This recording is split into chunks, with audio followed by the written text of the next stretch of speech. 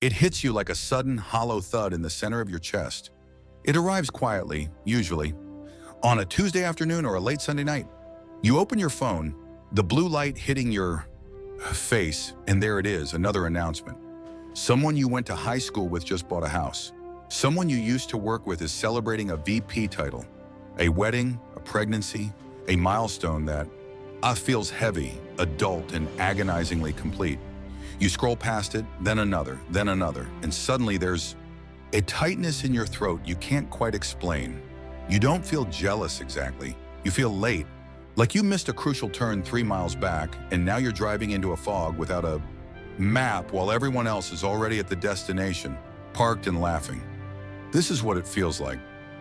To believe you are behind in life. You aren't failing. You aren't broken.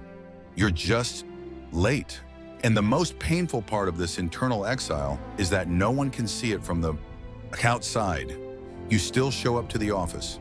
You still laugh at the right moments in the group chat. You still tell people you're working on a few things, but inside there's a quiet digital clock ticking away, asking the same question over and over again. What is wrong with me? Psychology has a term for this, but the clinical words rarely capture how heavy the reality feels. This isn't just low self-esteem. This is a deep internal sense that time is moving at a different velocity for everyone else. It's as if you're living in slow motion while the world is on 2 times speed. People who feel behind carry an invisible clock in their head, a social clock. It's a mechanism built from the gears of cultural expectations, family pressure, and the stories we were told as children. By 25, you should have the career. By 30, the partner. By 35, the stability. When your life doesn't match that rigid timeline, your brain doesn't respond with curiosity. It responds with judgment. What most of us don't realize is that this feeling rarely comes from actual failure. It comes from something psychologists call temporal self-discrepancy. This is the painful gap between who you are right now and the ideal self you projected into the future years ago. Your brain is essentially mourning a version of you that never existed. And every day the gap remains, the grief gets heavier. But here is the psychological trap. The more behind you feel, the harder it becomes to actually move. Feeling late doesn't just hurt your feelings, it changes your brain chemistry. When your mind believes it is failing a life timeline, it enters a state of low-grade autochronic threat. Your nervous system isn't in growth mode, it's in survival mode. This pressure narrows your attention. It kills your creativity. It makes every small decision feel like a high-stakes gamble. Suddenly, trying a new hobby feels dangerous because what if I waste more time?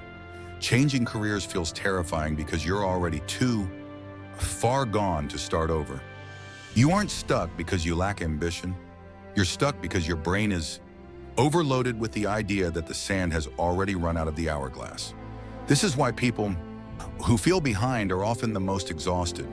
They aren't just working their jobs, they are mentally rehearsing under 1,000 alternative lives. They are replaying the what-ifs of 5 years ago. They are grieving lost time. And imagined grief is just as heavy as the real thing. There is a subtle, whispering shame attached to this. It's the kind of shame that makes you avoid the question, so what have you been up to? It's the kind of shame that makes you downplay your own genuine progress because it doesn't look impressive enough to post. We've been conditioned to believe that if a success isn't visible, it isn't real.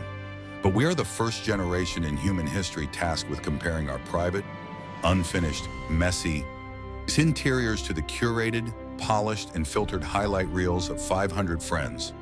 Your brain isn't evolved for this. It interprets constant upward social comparison as a signal of biological inferiority.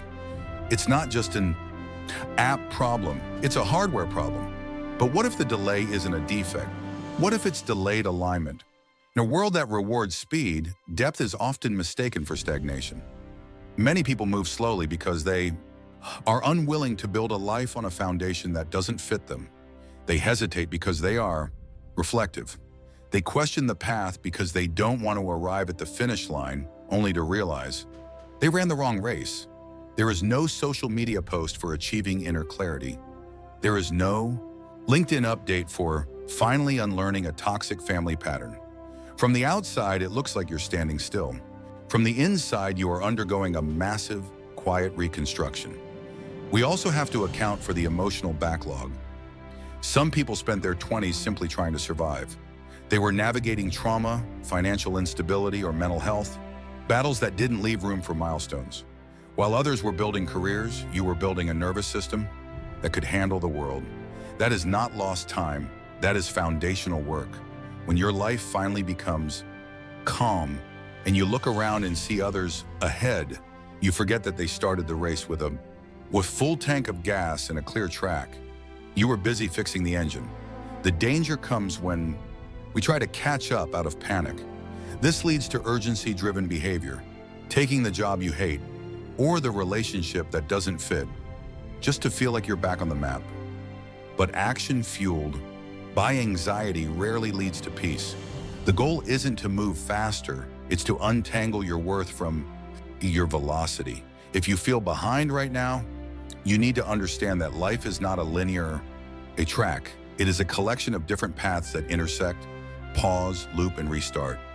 Some people sprint early and burn out by 40. Others wander in the wilderness for decades and find their true momentum at 50.